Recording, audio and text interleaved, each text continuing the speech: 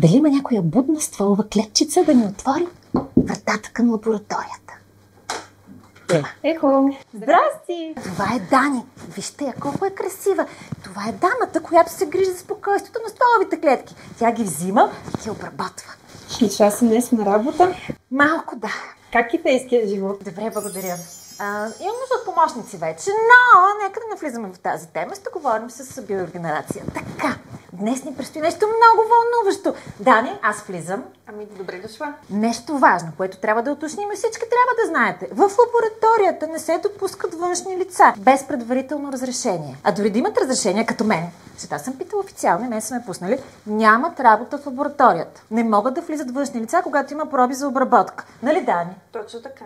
Но нека да обясним, Дани, защо не могат да влизат хората тук? Това е така, защото трябва да сме максимално в чиста среда и да предпазиме всяка една проба от контаминации, така наречените замърсители. Точно така. Запомнете го. А ние влизаме. Аз влизам с Дани.